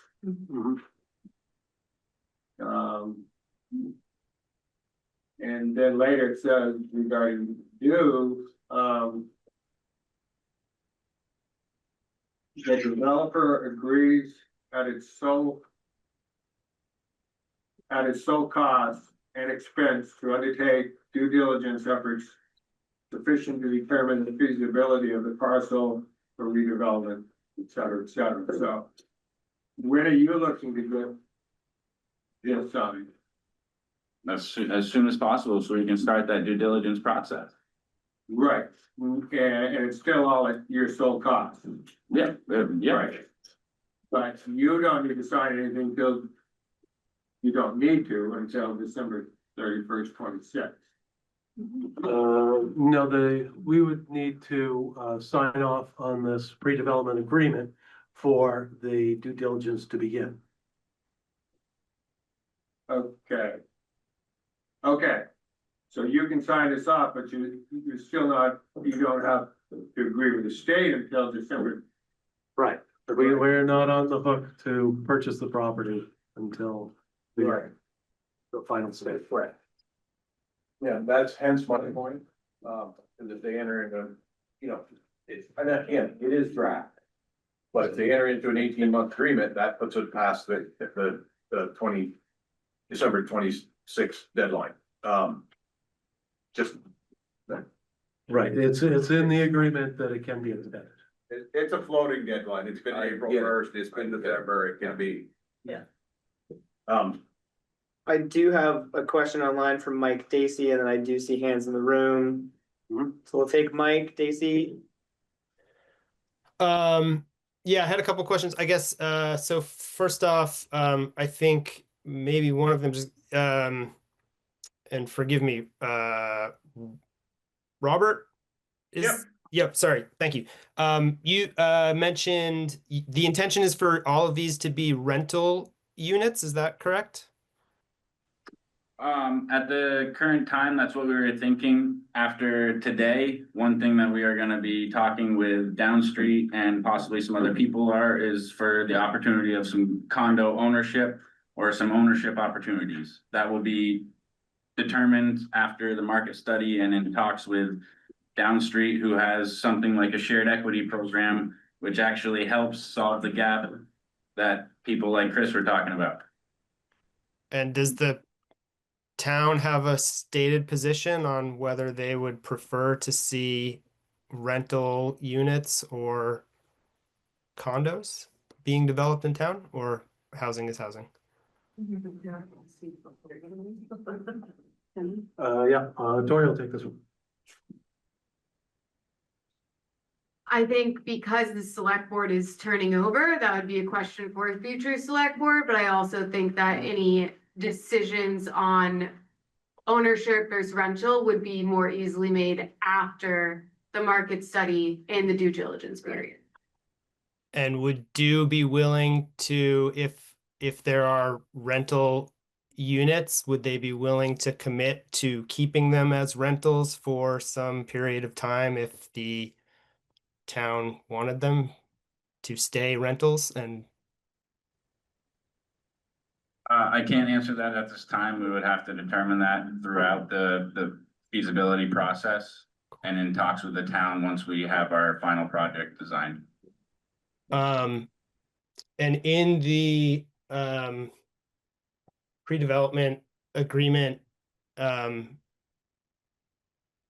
guess this is maybe another question for the select board. Like, there's some loose language in here, and I'm curious how willing the select board is going to be to hold the developer to the language in this agreement. I'm looking at the project envisions a multi-phased housing development with the goal of the first phase involving market rate housing and the second phase involving senior workforce or affordable housing. So that means basically nothing. That means they like there's like nice goals here, but they ultimately could build whatever they want, according to this. And folks from Dew, I'm not trying to come at you hard, but you are in the unfortunate position of being in an industry of people who don't always keep their word. And you seem like nice folks, John. I know that you're a good guy.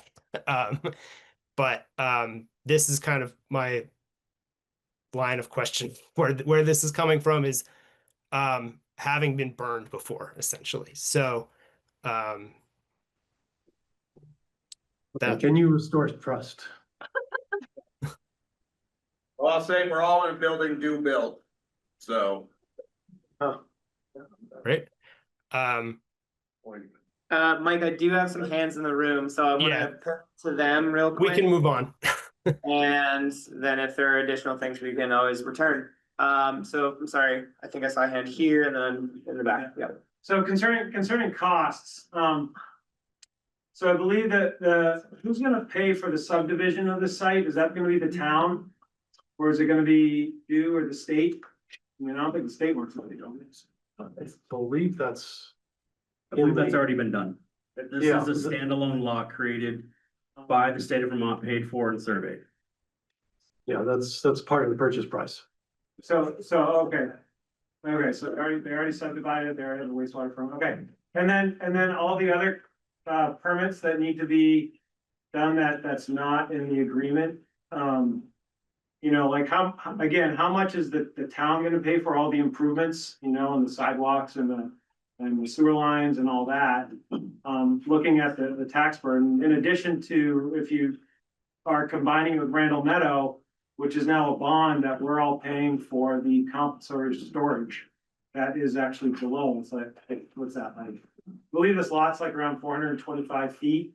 And the study for the storage down in Randall Meadows at 421 feet, 419 feet. So the town and the taxpayers are paying for that burden that Dew doesn't have to pay for, we have to pay for it, is that? Well, so can I actually address that? Yeah, please. Because as we talked about earlier, right, with flooding versus stormwater runoff, and then also like this issue of compensatory storage mitigation, basically no net rise, right? Like no net rise fill. Randall Meadow is 100,000 cubic yards, give or take. It's about 40 acre feet of water. So to link the two projects intrinsically like this and say that funding of Randall Meadow is inherently something that's directly linked to the feasibility of anything that may happen to Stanley Wasson is being really myopic because it has such a large impact on town in general. And sure, it'll have a benefit for that area. That is absolutely true. It is by far not the only reason that Randall Meadow is being explored. The upstream impact for the Randall Meadow project with 100,000 cubic yards of material removed as currently envisioned, right, sketch plan level, 7,000 feet upstream from that is the impact. So what is that? I'm not sure what that That's means. about an inch, well, according to that study, it was maybe an inch. Yeah, but it has an impact on flood elevation reduction all the way up to the Route 2 bridge and beyond, right? So like, it's not going to be equal everywhere, but the benefits for this are so expansive. So I think it's really important to keep that in mind when talking about these two separate projects. So just I guess that's just a fine point on that. So if that helps, I had a question in the back.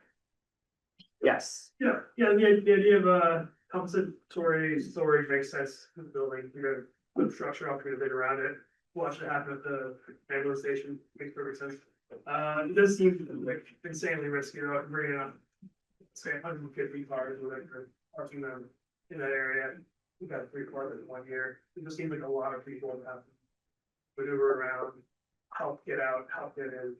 That's a task in the burden of the town. That's just a thing. I was reading the article about the building that went in Burlington recently, where the mall was, and the plan initially for that building was that it was going to be affordable housing. And way down low, they said that the second phase of the project now, initially the first phase was going to have affordable housing, and then it got kicked to the second phase of that project. So the first round of renters are going to be just market rate and above for that building, and there's no guarantee that the second phase is going to be finished. Like I guess it's a structure, but there's a funding issue right now. So it seems like there's a risk always in these kind of these programs, and it just seems kind of like hard to pin down whether or not it's really gonna what's said is gonna happen is gonna happen in the end. So just there's nothing you can do about it maybe, but it just seems like something that like hasn't been talked about yet. But like the goal is to have affordable housing, but it's not guaranteed. It's just kind of like the goal. And it could just be market rate. It could just be market rate housing throughout. I don't believe a market study is gonna determine that market rate is what the town needs. I mean, I think the market study is actually gonna reflect pretty closely what the housing task force has found out in recent years. And then the other thing I will say is, if you're talking about the mall on Church Street, that is a one of one project for the state of Vermont in terms of how it came about. The developer coming from New York and then having it to be bought by a couple local Vermont entities, and then able to make the numbers work. They had to up the rents in order to build something. So I would say that project is probably standalone in terms of what you saw there. But we are confident and we are committed to building what communities need. We do it all over the state. We're working in Bellows Falls, we're working in Barrie, we're working in Newport, we're working in Montpelier. We are all over the state trying to build affordable housing because that is what most of the state's needs. All right, I'm just gonna recognize that we're at time right now. I see 2 more questions, but I do want to cut off discussion just in respect of everyone's time. Alec? I just want to make sure I understand, at this point, the Stanley Wasson project and the Randall Meadow have no connection. Essentially, yes. Well, the reason I'm asking is Roy Schiff, SLR Engineering, who developed plans for the Randall Meadow project, has told me that his analysis and the development of how much material to take out did not include new structures, of which the Stanley Wasson would be a new structure. So if there's gonna be a connection, something, the Randall project would have to be modified or Yes, and you're not wrong. The trick is that, again, yes, that project would on some level have to be modified. How much modification is required is very small. When we're talking about 40 acre-feet of water and adding a relatively small impervious area, we're also capturing this entire flood response, at least in parts, at that project. So does it have an impact? Is it connected by proximity? Will it have runoff that'll eventually enter Randall Meadow on some level? Yes, true. Will it be a literal drop in that bucket? Yes. Well, I guess All the way I back? suggest that unless you already have, that I have no doubt in John's capabilities in civil engineering, okay? But I think it's part of this overall due diligence, okay? And you're looking at options, how to deal with a flood issue. You might include in your team, SLR engineering, who knows the Waterbury River and the flood issues better than anyone I've ever met. So I'm just suggesting, John? there's not a connection, if there's gonna be a connection, or an attempt to make a connection, that project needs to be looked at again. And I don't know if it's a minor problem, the problem I see at the moment is, the town is voting a bond vote to deal with that meadow. Okay? So, if it's gonna be modified down the road, town's gonna have to maybe for the project. Well, Contribute money. Also to just clarify what it means to modify that project hasn't been designed. Randall Meadow has not been designed. I realize. We have a preliminary study, and so yes, it would take it into account. So heard. The other thing is that, there's going to be discussions, that's noted in the pre-agreement with the town on a monthly basis. So any new developments will be taken into consideration as they're taking a look at their. I understand that. I don't doubt if you will do. Okay. Yeah, it'd be good to know if you maxed out the amount of excavation, what you would end up. Noted. No, Yeah. now we have to do that. All the way back. Quick, I know we're over time, I was on Randall Street. I just have a question with respect to the timing of the town commitment to this exclusivity period. The town manager, who was responsible in part for pursuing this project, obviously has resigned, and four of the 5 board members, I understand, are going to be replaced as of a few weeks from now. Is there any reason why we would go forward with this agreement before the town has a chance to weigh in on the next select board? To me, that seems like the residents' primary opportunity to have a say in this process. So speaking for myself, I don't understand, if it's a multi-year project, why this outgoing board would enter into that exclusivity agreement before the town has a chance to weigh in the form of new select board members. So do you have any can you provide me clarity with respect to the possibility that this agreement is signed in the next few weeks, or is this something that you're gonna give the next select board the opportunity to weigh in? Yeah, I don't think this board has made that decision yet. Part of the reason we have this meeting, get the mood of the public, and also, would like to place the question to, Robert as to what the impact of, delaying a decision on this, by a month, would have on the agreement. I mean, it's totally up to you guys. We're prepared to start our due diligence process, whenever that agreement is executed.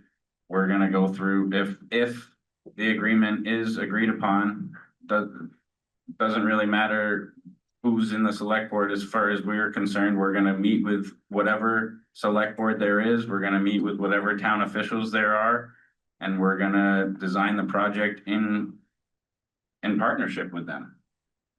All right, thank you. I'll take 2 more questions, then we're gonna wrap it up. Valerie, I saw your hand up. Yeah, I just want to emphasize the loose language in this agreement. The developer will make best efforts. Developers shall also consider the viability developer shall make reasonable and appropriate efforts.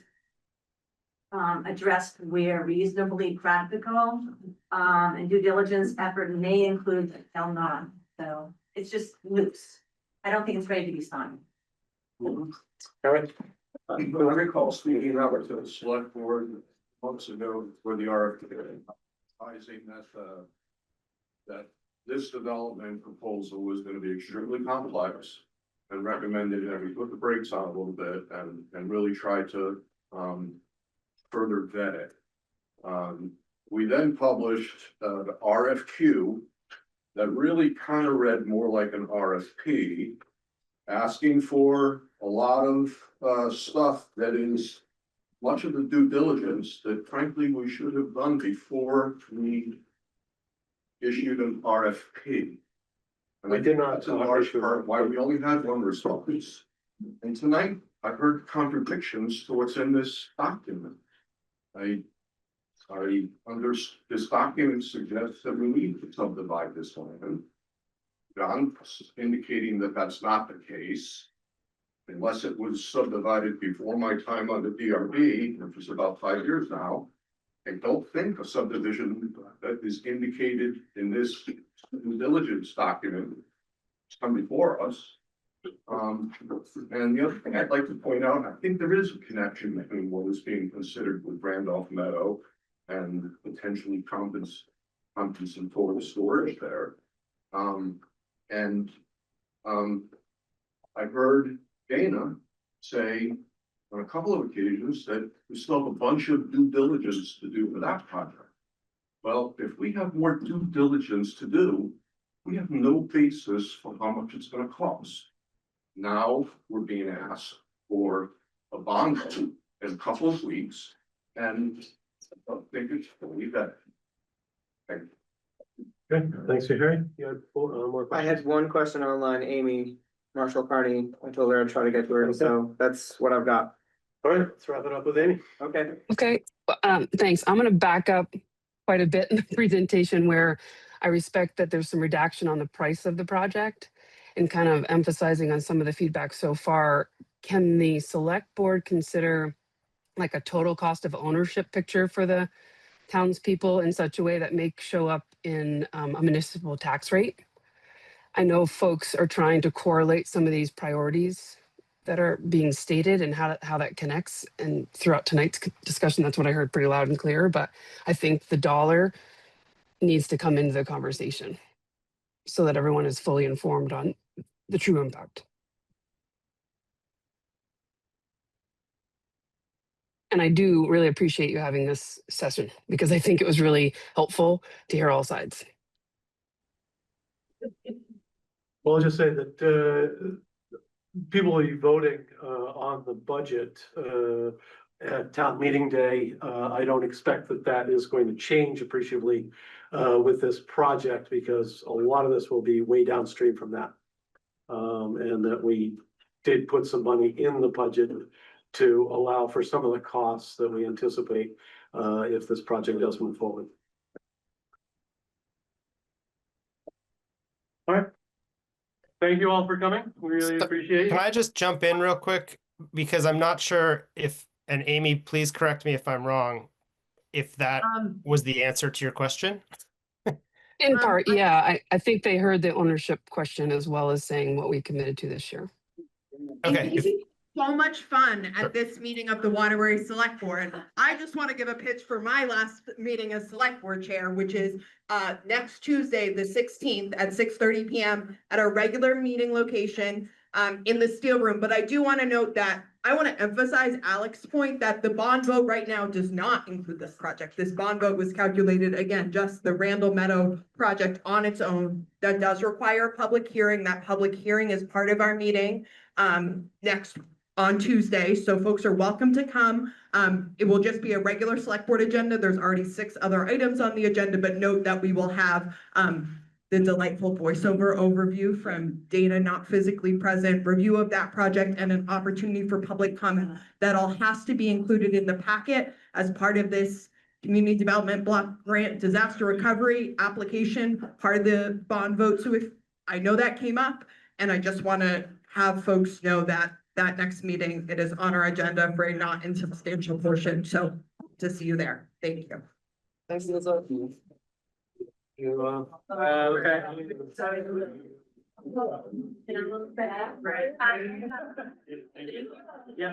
Ryan, no, thank you guys for being here. Recording stopped. Dana, we need to record. We're not done. We're not done. No, we have like 3 more agendas. Recording Hi in there. So progress. that was that last agenda item. What is the class still? No, it's fine. We just had select board updates, so if any select board members have updates. I spent the last week prepping the town report to go in the town report at town meeting. Thanks to those who were able to review that. Do any other board members have updates they want to share? The rec department is partnering with Revitalizing Waterbury to hold the Waterbury Community Volunteer Fair on March 28th. And you can contact me if you want more details.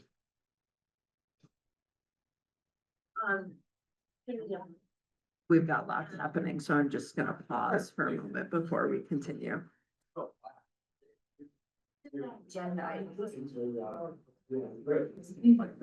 And I hope folks signed in, and I'm sorry, Cheryl, because I know we didn't get everyone's names. Not every minute taker has given every name, so I don't think we'll give you a hard time. It's okay to say that there just was public comments.